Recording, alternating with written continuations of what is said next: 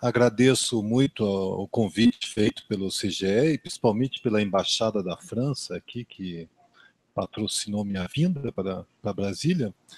E é um prazer aqui também estar falando de temas que eu tenho um profundo interesse, né? Sempre tive, relacionado ao desenvolvimento, meio ambiente, sustentabilidade e inovação.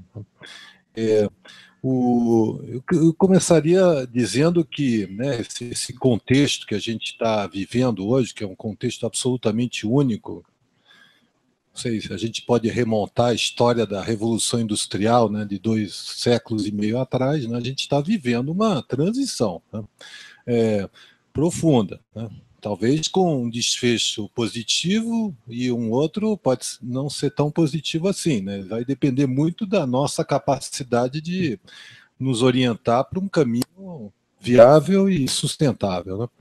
E nessa transformação, eu diria que tem um elemento de crise, né? A palavra chinesa de crise, né, diz que junta risco com oportunidade, então existe grandes ameaças e oportunidade. É isso que a gente quer mostrar aqui. Quer dizer, a gente tem que olhar também para o lado da oportunidade, né? Mas que há riscos são imensos, né?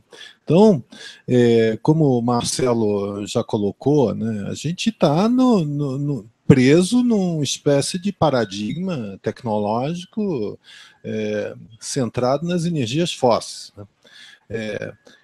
Mesmo com crise energética dos anos 70, né, não saímos desse paradigma ainda, né? Estamos muito presos ainda a ele, né? Alguns chamam isso do carbon lock-in, né? O lock-in do carbono, né? A gente está amarrado ao carbono, a uma inércia imensa da sociedade, do sistema econômico, preso nesse sistema, né?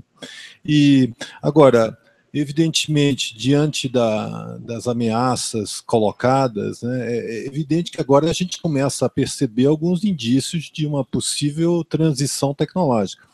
E a gente então tem que pensar que a gente estaria transitando para um novo paradigma, né? Um paradigma apoiado em energias renováveis, em tecnologias sustentáveis, né? E nesse contexto que a gente tem que se colocar a situação de países como o Brasil, né? O Brasil é um país, eu diria, de nível de desenvolvimento intermediário, que tem uma certa capacidade científica e tecnológica, né? Para adicionar alguns números, né? O Brasil tem um investimento em P&D que hoje é de 1,2% do PIB, o que o coloca, assim, por exemplo, bem acima da média da América Latina, né? A gente praticamente investe mais do que 2 vezes mais do que os outros países da América Latina, né? O Brasil, digamos, tem elementos que podem transformar enfim, ele poderia se aproveitar dessa transformação para se tornar um país, né, muito mais desenvolvido. Por outro lado, acho que há o risco da gente perder o barco, né? Enfim, o bonde, né? E existe esse duplo risco, né? Então, a gente tem que pensar nesse sentido. Se a gente olhar do ponto de vista das tecnologias hoje, a gente está assistindo realmente a profundas rupturas, né, tecnológicas, né? Por exemplo, com o automóvel, né? A gente está vendo despontamento do carro elétrico, né? A energia fotovoltaica está se difundindo a uma velocidade impressionante, né? Não se tinha pensado que poderia avançar com essa velocidade, né? A energia eólica também já cresceu de uma forma impressionante, né? Então, existe aí, né, grandes rupturas do ponto de vista tecnológico. A questão é um pouco saber, né, como é que a gente aqui se posiciona em relação a essas rupturas, né? O Marcelo já enfatizou claramente que a gente tem algumas vantagens, né? Principalmente do lado da biomassa, do tudo que está relacionado ao mundo mundo vivo, da agricultura, né? O país é muito forte, né? Nós somos uma potência agrícola, né? Então, a gente tem que olhar para essa transição, mas, ao mesmo tempo, a gente não pode deixar de considerar que existe aí ameaças de que nosso sistema aqui de inovação ele também fique para trás por conta dessas grandes transformações tecnológicas, né? Mesmo no que diz respeito à bioenergia, por exemplo, agora a gente está assistindo, por exemplo, a transição, né, está se anunciando há muito tempo, da chamada primeira geração para a segunda geração, né?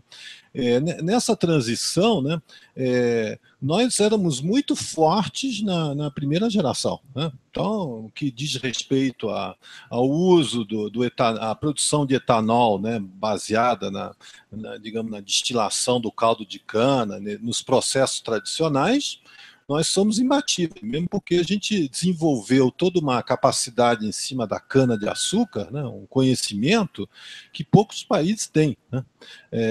Mas a ameaça que se coloca hoje é que, justamente nessa transição para a segunda geração, você tenha uma perda de controle nacional sobre essas tecnologias. E que você tenha, então, a vinda de atores estrangeiros que vão dominar essa indústria aqui. Então, nesse sentido que eu acho que a gente tem que também se colocar essas transformações de paradigma, né? A transformação de paradigma, elas podem ser uma oportunidade ou um risco para nós, né, no futuro.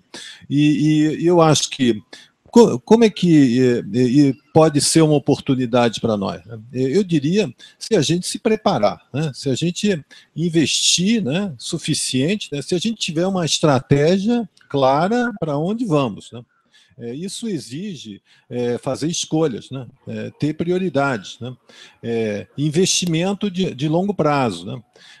Muitas vezes aqui eu percebo no Brasil essas políticas faltam de continuidade, né? Então, por exemplo, no caso do etanol, né, a gente conseguiu essa posição, mas a nossa política de apoio ao etanol ela teve altos e baixos, né?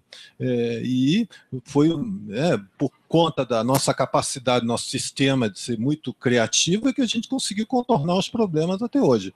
Mas, diante da ameaça colocada por essa ruptura tecnológica, eu acho que se a gente não se preparar de uma forma muito melhor, né, nós podemos perder o barco. Nesse sentido, que justamente o trabalho que a gente vem desenvolvendo aí junto ao CGE, né, busca explorar esse mecanismo, né, esse mecanismo tecnológico que foi criado pela Convenção do Clima, sob que princípio ele trabalha? Né?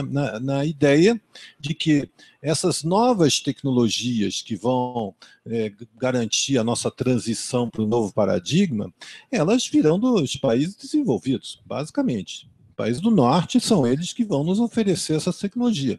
O que se preocupa esse mecanismo é com facilitar, de alguma forma, essa transferência, né? De criar condições favoráveis economicamente para que seja feito de uma forma, digamos, não tão desfavorável aos países em desenvolvimento. Mas continua sendo uma posição passiva nossa. E no nosso entender, se você se coloca passivamente diante dessa transferência de tecnologia, a probabilidade que ela seja efetiva e que ela alcance a difusão que se faz necessária para resolver os problemas climáticos é pequena.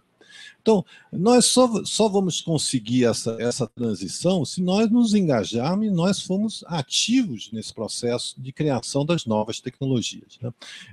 Então, a proposta que a gente está fazendo é isso, é envolver o Brasil nesse processo, mas de uma forma muito mais ativa, colocando-se o Brasil como um país desenvolvedor de tecnologias, capaz ele mesmo de atacar alguma dessas tecnologias e poder também, em escala global, se transformar numa referência para essas novas tecnologias que vão ser, digamos, as tecnologias do futuro, né?